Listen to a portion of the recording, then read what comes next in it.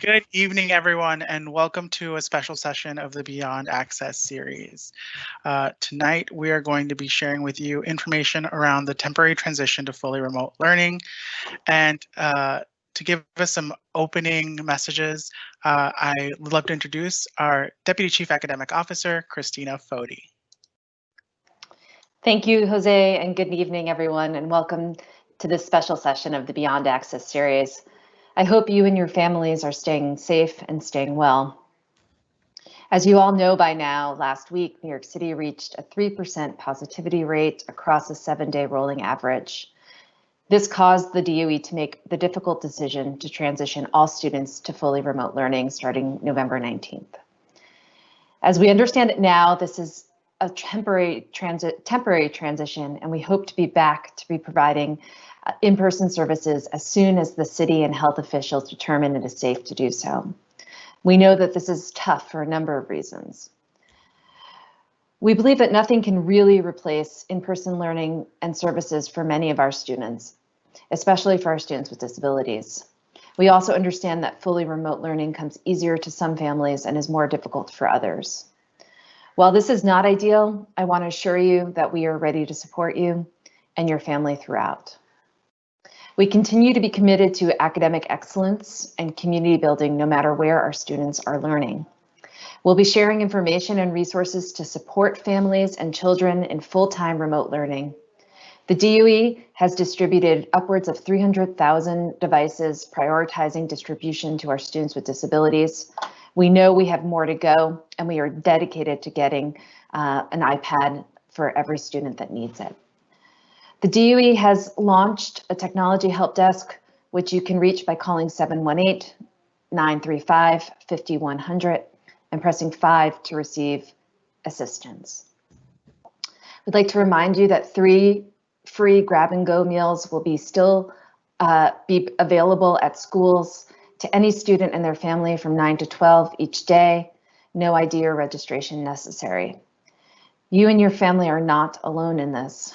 Tonight, my team has prepared a presentation to address some of your most pressing questions around special education during what we hope will be a very temporary transition to fully remote learning.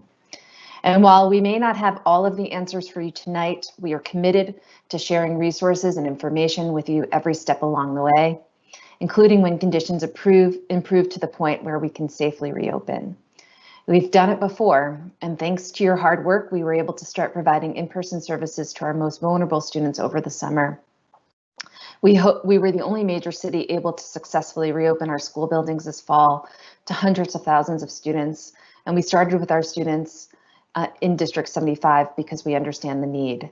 We also understand that the need goes beyond District 75, and we will be doing all that we can to prioritize our students with disabilities the entire way. In the meantime, we are going to be actively progress monitoring our students with disabilities and ensuring that they get the supports they need during remote learning, as well as when they return to their buildings for in-person learning. Let's all do our part. It's really, truly up to all of us to continue to take the steps we know are so important in preventing the spread of this virus so that we can get our students back in the physical classroom where we need them to be. Stay home when you can, socially distance when you can't, wear your mask, wash your hands, and get tested. We are all here to support you, and in the meantime, we're wishing you a very happy Thanksgiving if you're celebrating, and I pass it back to Jose to lead us through the rest of our program this evening. Thank you, Christina, so much. Tonight, as always, we'll be taking your questions through the Q&A function. If you type in your question, we have folks that can answer throughout the presentation, and then we will be saving some time towards the end of the presentation to answer some of these questions live. If you are going to submit a question, we ask that you submit some contact information, either an email or a phone number, so that if necessary, we can get back to you after tonight's session. Tonight, we're opening up with one of our Deputy Chief Executive Directors of the Special Education Office, John Hammer. John, good evening. Evening, Jose. Thank you for that introduction, and thank you, Christina, for your warm opening, and thank you to our families who are here with us tonight. Very quickly going to lead us through a couple of slides. One, an overview of the school closure and where it impacts and where we are still, where schools may still be open and in-person services may still be available, and also going to talk a little bit about the program adaptations document.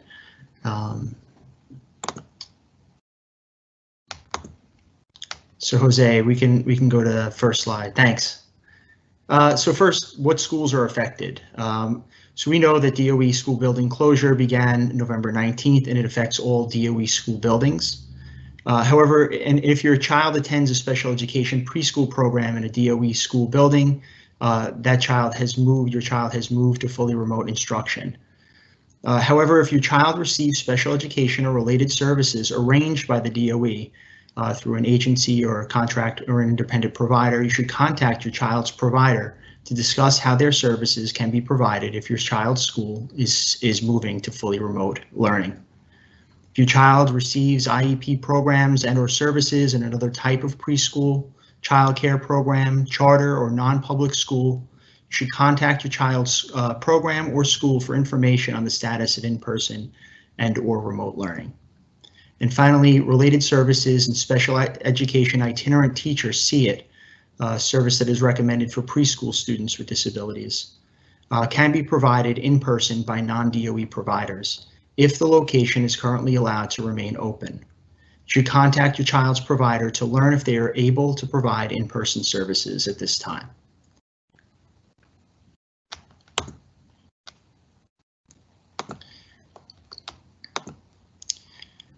The program adaptations document, or the PAD. So at the beginning of the school year, schools worked with families to develop a special education programs adaptations document. This document summarizes the programs and services recommended on your child's IEP and describes how they will be adapted for both the blended and the remote learning environments. The goal has been to ensure that your child has a plan to transition into a fully remote environment at any time, whether it's due to a temporary school closure or a family request. Your child's current PAD explains how your child will be served in a remote setting.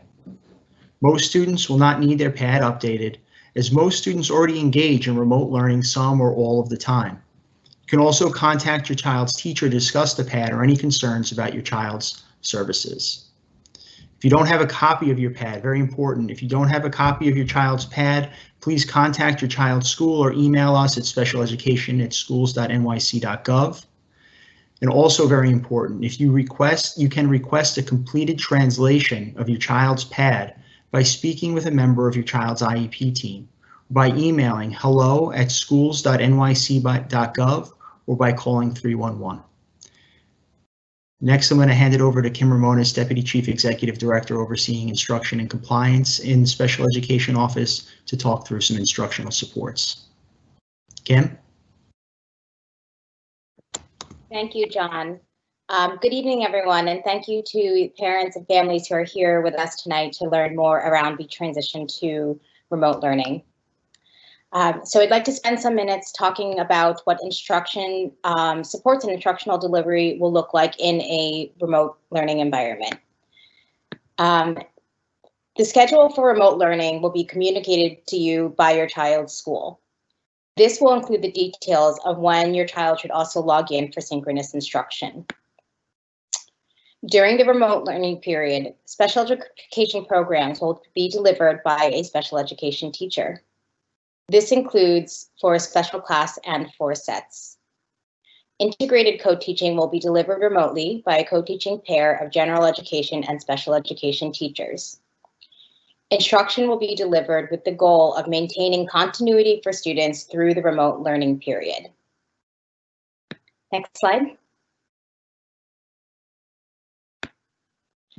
Instruction during the remote period will be delivered through a combination of synchronous and asynchronous instruction. Synchronous instruction refers to instruction that features the teacher and the student at the same time, live. Asynchronous instruction does not feature the teacher and the student at the same time, but it can include student-led activities or cooperative learning activities where students are participating together. Either way, asynchronous and synchronous learning activities are designed by the teacher and are connected to the learning objective for the lesson. An example of this may include, during synchronous instruction, your child's teacher may synchronously deliver instruction teaching a new strategy for solving a math equation. The asynchronous activity that the teacher may provide, the teacher may post a video for your child to watch with math problems to complete independently. Another example includes, during synchronous instruction, the teacher may observe your child completing a task such as reading aloud and collecting data during this time. The asynchronous learning activity may include the teacher posting an assignment at your child's independent reading level and having your child complete and answer questions related to the text. Next slide.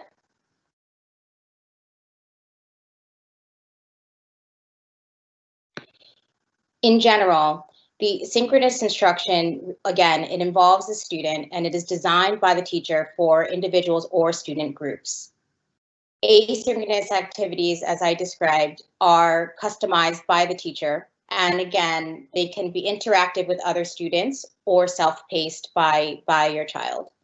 Curated asynchronous activities, again, are selected by the teacher and they are self-paced, meaning your student can start it and return to it at a later time, complete it in one period of time.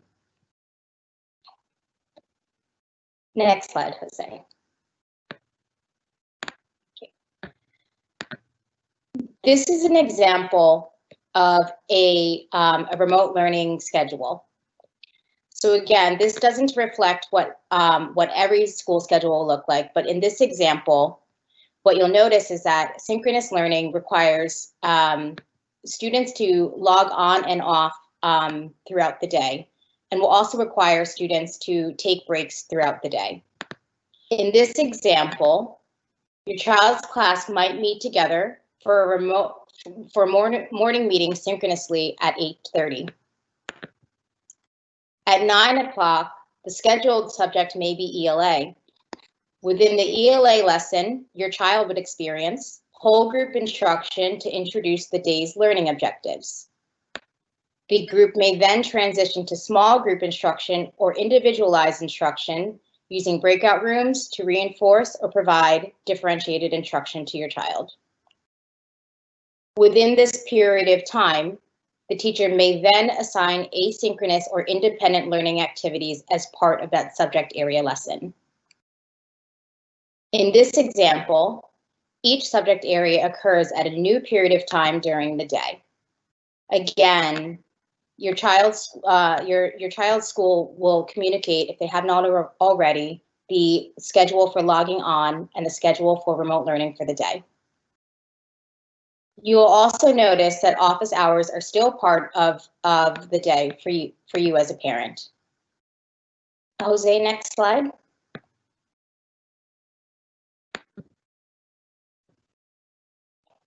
You can utilize hours to discuss your child's individual needs and how you can best partner with your child's teacher and how they can partner with you to make remote learning a success.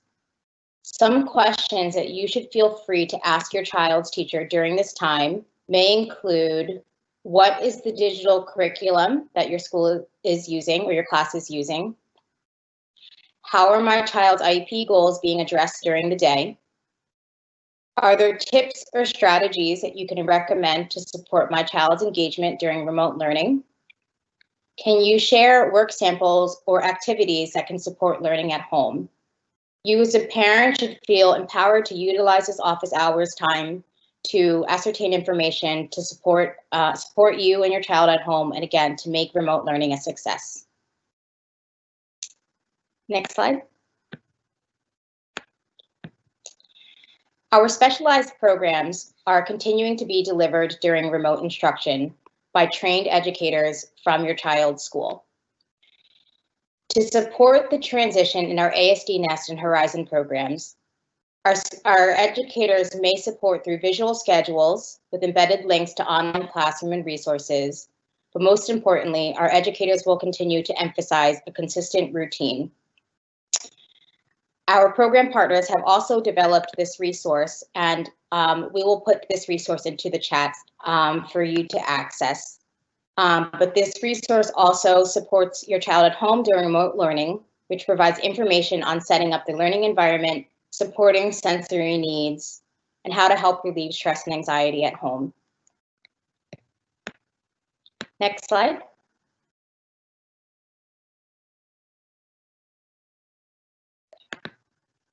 Social development intervention also remains a priority during remote learning for our students in our ASD programs.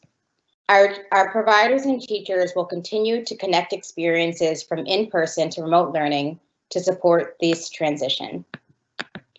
Teachers and providers may also address socially development intervention through games and focusing on skills such as memory or perspective taking. Again, one example we've seen through this is through the use of a Jeopardy game, which is conducted synchronously with students that focuses on those skill developments and turn taking with other students. Next slide.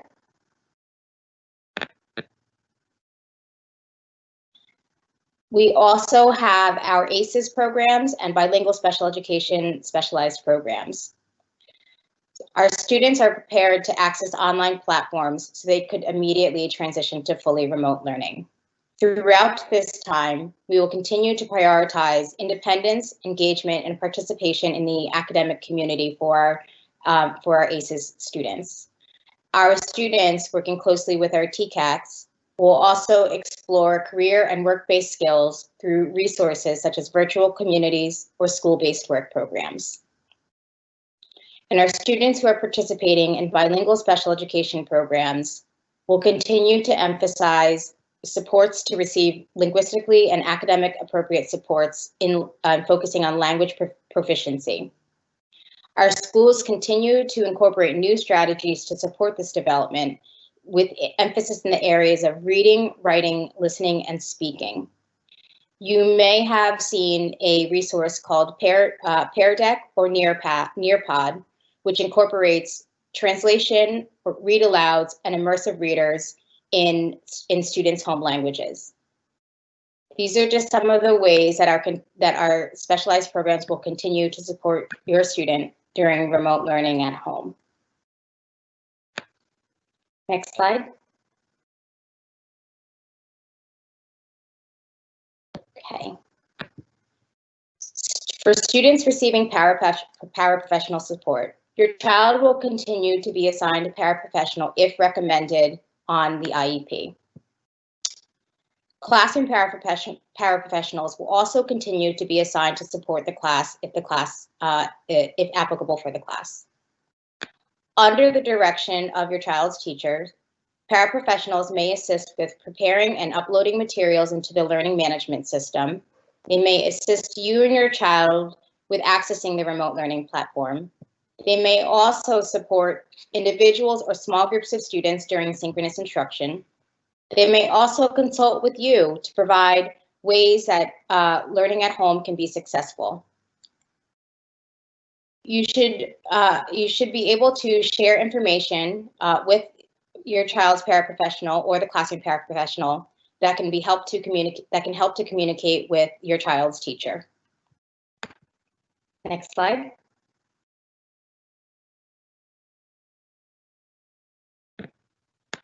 For our students of post-secondary age, our TCAC, our Transition College and Access Centers, continue to operate virtually and remotely.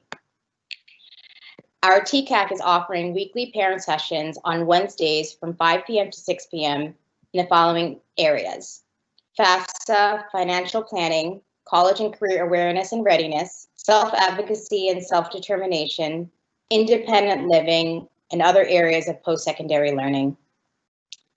Our students who are post-secondary age also have the ability to participate in work-based learning, which is also being conducted virtually. For our eligible students, this includes virtual job shadowing, connecting online career readiness skills in the 21st. We will share the websites of each of our TCACs in the chat with you shortly, so you can access the virtual office hour sessions. Next slide. Again, our TCACs are located in every borough. And again, we will drop into the chat the actual website, so you can register for the parent sessions that I just mentioned. Okay. I'd like to turn it over to our related services team now, who will talk with you around related services at home. Thank you very much, Kim, and good evening, everybody. My name is Suzanne Sanchez from the Office of Related Services, and I'm joined by my colleague, Kristen DeAndrea, tonight as well. And we are happy to have this opportunity to you all to speak a little bit about how related services are provided in the fully remote environment. I think first thing we want to remind everybody is that the goal of related services are to support children in maximizing their educational ability, their abilities, and their goals by supporting their curriculum and their independence in their academic and social lives. And related services will continue to support IEP annual goals and student achievement in the remote environment as well. Next slide, Jose.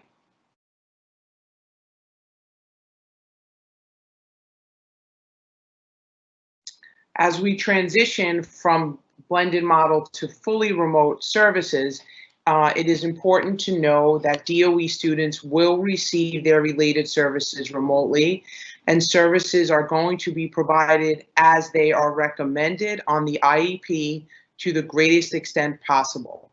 Your child's related service provider will be in contact with you if they haven't already to develop the related services adaptations document, otherwise known as the RAD. And the RAD explains how your child will be served in the remote setting based on feedback from families, in some cases from the student, and in collaboration with their provider. Most children will not need their RAD updated due to the transition to fully remote services, as many students are already engaging and participating in some or all remote services. But if there is a change in how your child's services will be delivered during this time, their related service provider will be in contact with you to coordinate and collaborate developing a new RAD with you. During fully remote learning, it may be more effective to deliver related services in an environment and a setting that's different from what is recommended on the IEP. For example, the IEP may recommend services be provided in the classroom, and in the remote learning setting, it may be more appropriate for your child that services be provided separately from their classroom and in a one-on-one remote learning environment. If you do not have a copy of your child's RAD or have not been contacted by your child's related services provider or have any questions about the transition of services to fully remote, please contact your child's provider, their school, or email related services at schools.nyc.gov. For translation of your child's RAD, you can also speak with a member of your child's IEP team at their school, and you may always email hello@schools.nyc.gov or call 311 for a translated RAD.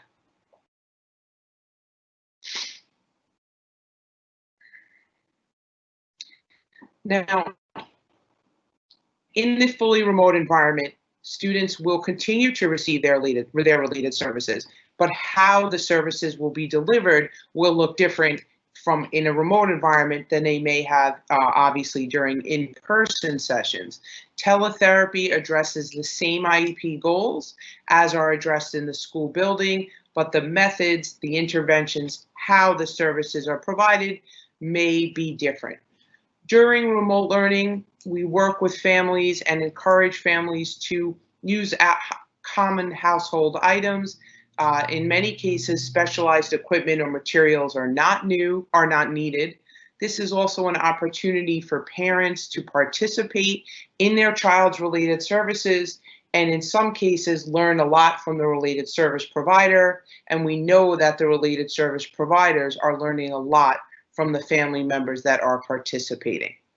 In some cases, group remote teletherapy sessions are provided and appropriate, and often give children a way to interact with their peers and develop some peer socialization skills and just see friends and students from their schools. Providers often will share materials before a session in advance so that the parent or caregiver has time to prepare for the session, and also oftentimes provide follow-up activities that a family can do home to carry over the lessons, strategies, or techniques that were taught or delivered in the remote session. Remote teletherapy sessions are most effective when delivered using technology that includes a video and audio component. We can go to the next slide, Jose. As I turn over to my colleague, Christian DeAndrea, who's going to speak about very important piece of information as teletherapy includes parents and families as partners in this process. Thank you. Yes. Thank you, Suzanne. So yes, my name is Kristen DeAndrea, and I am an OT supervisor with the Department of Education. And Suzanne is absolutely correct. Teletherapy, parents as partners. One of the really beneficial things that have come out of remote learning from the spring even through now is we have seen more than ever before the opportunity for collaboration between families and the related service providers, which wasn't always possible within the school building, or at least to the extent that we can now. And even with the staff that I supervise, oftentimes we say you are entering the home of your child and you have this opportunity to be a part of the family during the 30-minute, 45-minute, however long the session is. So it does create that really unique opportunity on the other side as well for active family participation during related services. And we very much encourage that. And we have heard from countless speech, PT, and OT providers who are now collaborating with families like never before, and the developing of a deeper relationship and understanding between a related service provider, the child, and a trusted adult is very, very important in producing positive outcomes and gains. So these two bullets here, we can just review them. One of the benefits that teletherapy can offer is that it gives you the opportunity to get to know your child's related service provider, and you can ask lots of questions in real time. You can experience therapy sessions firsthand, which are, is a very important for the carryover of skills. So the therapist will provide strategies based on a child's specific needs as well as their home environment, and this will impact remote learning and overall school functioning. And by actively participating in a session, you, the parent, are able to continue using those strategies provided by the related service provider, even when the session has ended. And oftentimes you may be left with some carryover activities. For example, maybe after a speech session, you may be asked to read to your child that night and focus on asking WH questions such as, why did this happen? Or what happened? And when did it happen? Or maybe after a PT session, you may be asked to create an indoor obstacle course using things like pillows, cups, maybe blankets, utensils. Just like Suzanne was saying, we are very sensitive to the fact that we want to use very common household objects, so it's easy for your child to engage and participate in sessions. And like I said, these follow-up activities, they're very important to carry over and reinforcing the skills learned during the sessions. And it also gives you, the second bullet here, as a parent, an opportunity to participate in the session. So a parent or a guardian becomes an extension of the therapist and may assist with the session as needed under the therapist's guidance. So you may be providing verbal or tactile prompting, maybe demonstrating a certain skill, helping to manage or organize materials. You may be queuing to attend or to the task at hand, and it's a really great kind of collaboration between the parent and the related service provider that can occur as the parent really becomes the eyes and the hands, sometimes even the mouthpiece of the therapist. So you will definitely learn a lot, and you'll be able, again, to use the skills that even you learn as you engage with your child throughout the rest of the day and the week. And it's really important in creating this just right challenge. We like to call it that, which is necessary for growth. And basically what that means is it's,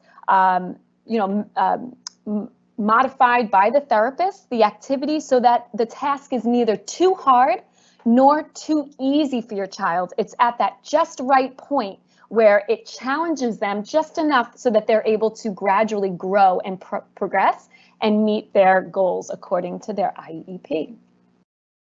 Okay, so the next two slides, we can move on. There's just a bunch of different websites filled with home activities that come highly recommended by OT, PT, speech providers. Many of them are movement or language based. They're a great way to reinforce learning on days that maybe are too rainy, too cold, or maybe when you are just staying home and you don't get to do as much exploring in your community as usual. So there's two slides of these. I believe this webinar will be accessible following it, and you'll be able to take note of these websites, and definitely recommend exploring them with your child. I just dropped the links to this slide into the chat, so folks, you should have access to it. And then, Kristen, if we have some time after the presentation, I'd love to click on a couple of these and show folks what they are. So I might come back to you during the Q&A. Sure, awesome, that would be great. And then do you want to talk about these links for a moment? Yeah, kind of the same thing. These on the second screen, these are definitely more language based. These were recommended by a speech therapist, and it's just a variety of different, there's some games, there's some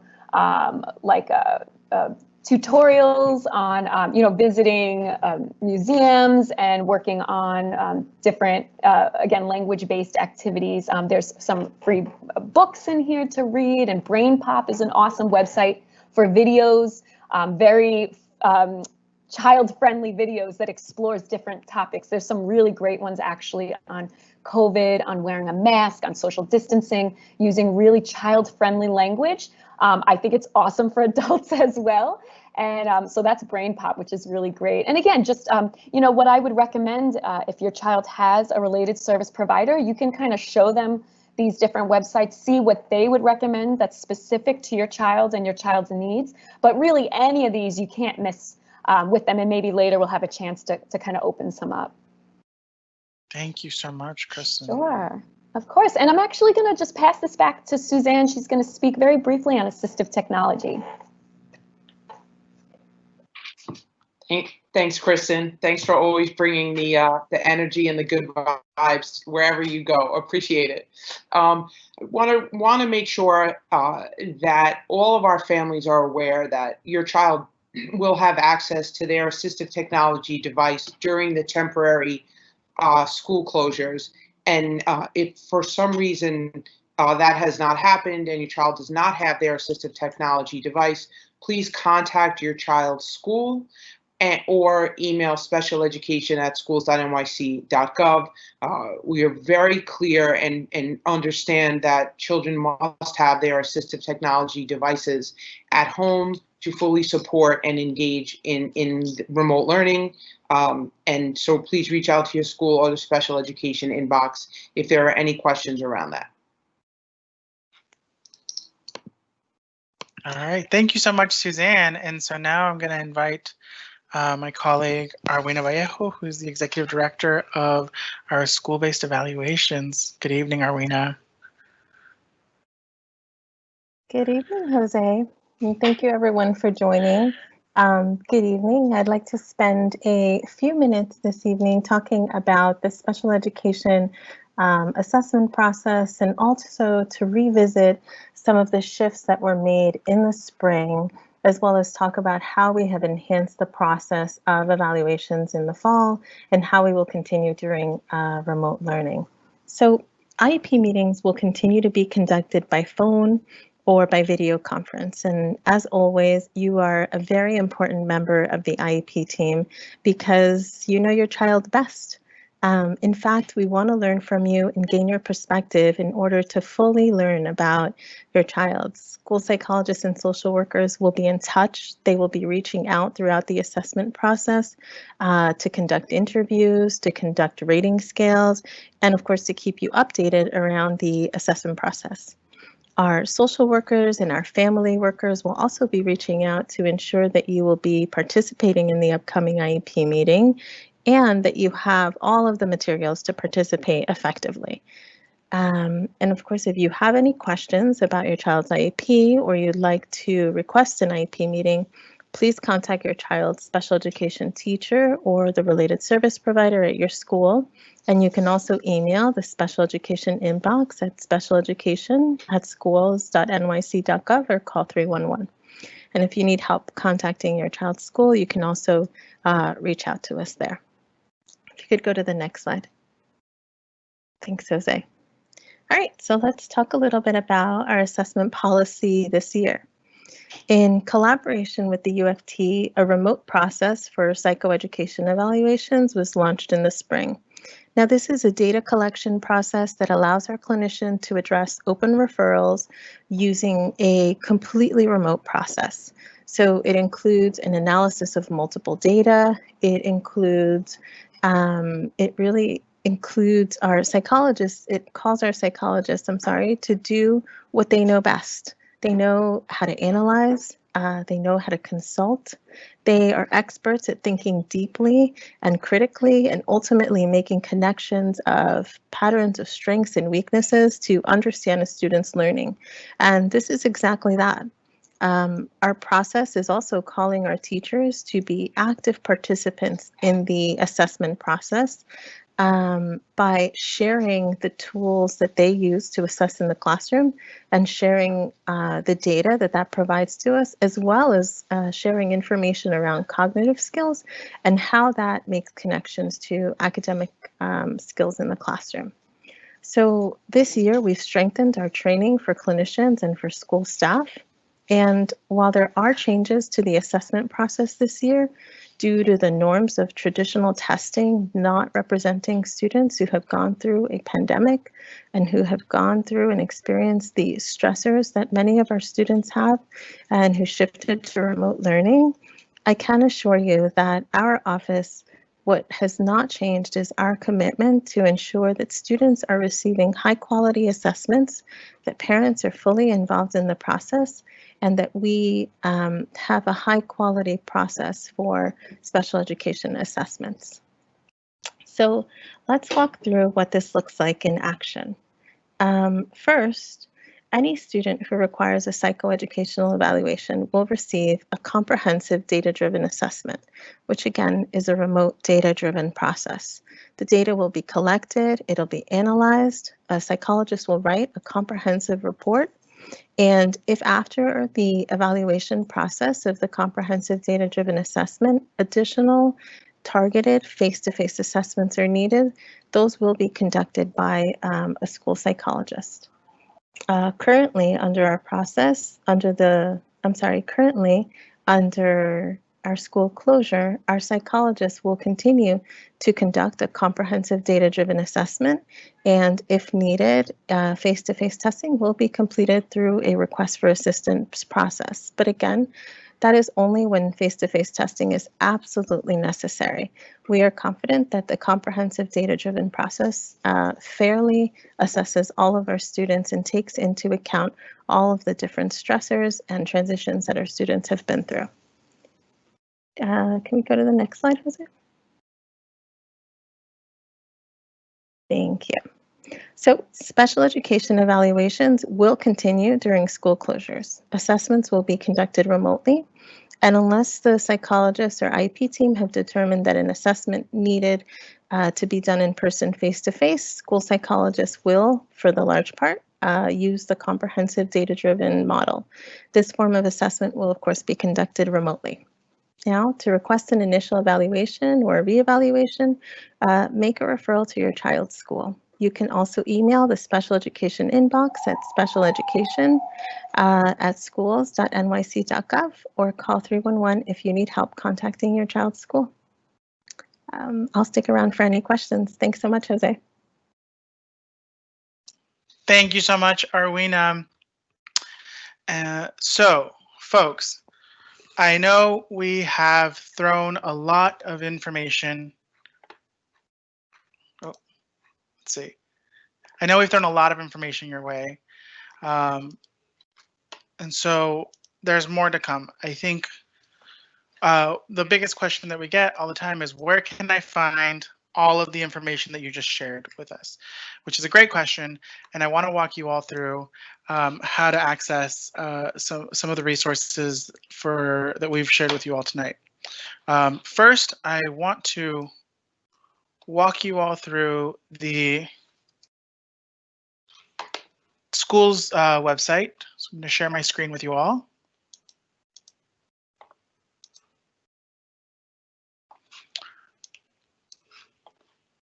All right. So this is the schools, the New York City Department of Education website, schools.nyc.gov. When you get to this page, there's a couple of things you need to know. If you're looking for information around special education, specifically, it would help if you saw my screen.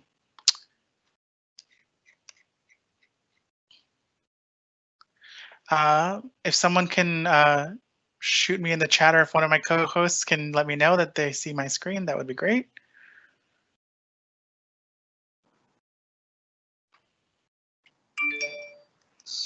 See your screen, Jose. Thank you, Suzanne. So this is the DOE's homepage, and so there's a couple of places where you can find information. So the first being the school year 2021 section, and here you can find information specific to this school year. But the quickest way to find information around special education is to go to Learning, click Special Education, and then this will take you to our section of the website. On our menu page, the first section is Special Education in Blended and Remote Settings. This is the same website that we navigated to you all to in September. We've been updating it on a regular basis, and we've updated it to include information about the transition to fully remote learning. So here are some Q&As, some frequently asked questions that we've been getting since the announcement, and we're going to continue to monitor this section and update it with information as information becomes available. All the information that was applicable in September is still live. Again, we're anticipating this be a temporary transition to fully remote, so this information is here for when we return back to blended learning. Also, in many of these sections, it explains how many of these things work for fully remote learning, so those definitely apply to the situation we're in right now. Again, to get to that section, you'll go to the Learning tab, hit Special Education, and then from there, scroll down, and it's Special Education in Blended and Remote Learning Settings. The other thing that is important to share with you all is that there's these at-home resources section. And so there's a page around assistive technology, occupational therapy, physical therapy, speech, a link to the Get Ready to Learn project, information on how to access online learning platforms, either Teams or Google, the link to our Beyond Access series where all the recordings for these sessions can be found. And so these resources are available to all of you. I'm going to drop the link to this page into the Q&A function now. So you should have that available to you. Another question that we get is, how do we access the recording or this presentation? And so if you click on the Beyond Access series, it's available on YouTube. You can see all of our recorded sessions, and you can view them. You can at your leisure. The presentations are there. So please check out our Beyond Access page, and if to get the notifications and the latest of when new sessions are uploaded, definitely subscribe to this channel. I want to go to one of the comments and go to Kristen. Kristen, are you there? Yes. Hi, I'm here. So somebody was giving a shout out to one of the links that you shared. And I wanted to just click on it and share with folks. So this is Go Noodle. Families were saying that Go Noodle is a very good resource. So can you talk to us a little bit about Go Noodle and what families can do here? Yeah, so this is a really great website, and many of your children may already be familiar with it because it is very commonly used within the school system. Number one, it's free, which makes it very popular, but it also has really great content. What I like about it is the different videos that are here, and it's basically, if you click on the top, like Go Noodle Games, if you click on that one, Jose, there's a lot of videos, and they are categorized by different things. If you would like to, sometimes, your child, we may need to increase arousal levels and wake them up a bit, versus sometimes there may be a need to help calm through deep breathing and slow, repetitive motions. And so the videos that are included here, I would go, Jose, I'm thinking get started now. To the top right, just trying to get you to the page where you can actually see. So families play now. And they're really based, very movement-based mindfulness, which is, there's so much research on the effectiveness of mindfulness, including deep breathing and, calming the body through those different strategies. So there's a lot of categories here. Again, if you want to increase arousal levels or decrease arousal levels, we just want to get the kids up and moving. These are great for little breaks. Like when Kim was talking about the school agenda, when it's those times to provide breaks for your child, if the teacher hasn't included like a structured type of break activity, this would be a wonderful website to pull up, and the kids they just love it. They go crazy for it. There's a lot of modeling and demonstrating while watching it that occurs. Thank you so much, Kristen. And so, folks, those links are all in the chat, in the Q&A, so you should be able to see it. And then we will absolutely be putting those in the description of the recorded video once we upload this to YouTube. And again, to get to know when these things are uploaded, you should subscribe to the channel so that you can get notifications. I'm gonna go into our Q&A, and I'm going to just share the screen so that I can read the Q&As. I'm actually going to here we go. I'm actually going to ask someone who wasn't one of our presenters, but was actually one of the many folks behind the scenes answering your questions. Kevin McGinn, who's on our policy team. Kevin, folks are asking questions around translations of PADs and RADs. Can you just share with folks what should they do if they want to get their PAD or RAD translated? Of course.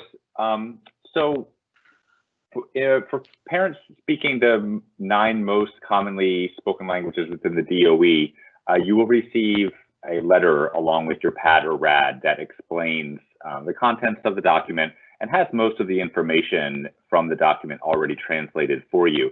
For parents who speak Spanish, the PAD will also be translated, and most of the information specific to your child will be translated.